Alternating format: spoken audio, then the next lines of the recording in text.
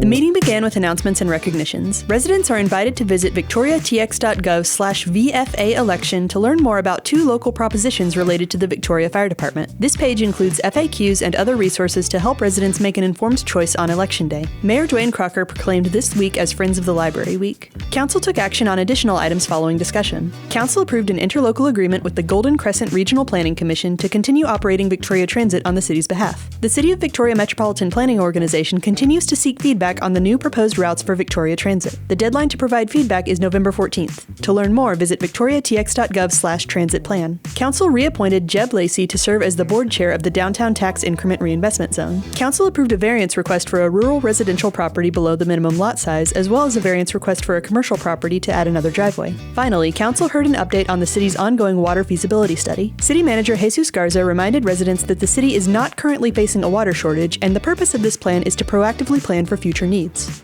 There's several water crises going on around the state, even some in our region, which might lead to some confusion. And so I just want to make it very clear that we do not have a water crisis in Victoria, and that what caused us to look into a water feasibility study was simply just us trying to be proactive in trying to identify where we sit, where we stand, and what our options would be. The city has 7 different surface water rights from the Guadalupe River that it can use under varying conditions, plus a contract with the Guadalupe Blanco River Authority that releases water from Canyon Lake down to Victoria, and groundwater wells that can be used in emergencies. The system used to solely rely on groundwater wells prior to the completion of the surface water treatment plant in 2001. Under ideal weather conditions, the city's surface water rights are more than enough to meet demand, but when the river falls, the city is required to reduce pumping, which increases our dependency on the GBRA contract and water stored in our off-channel reservoirs. Due to future population growth and the fact that drought conditions are expected to be more frequent and last longer, the city will ultimately need to pursue an additional water source to help supplement our existing surface water usage from the river.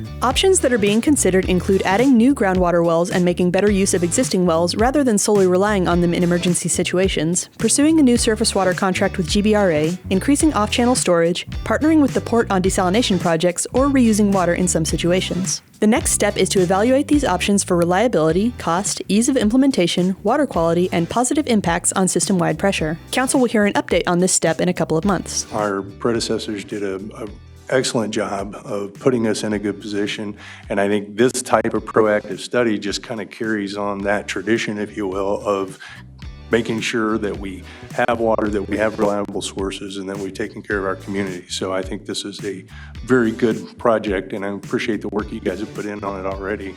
Looking forward to your recommendations as well.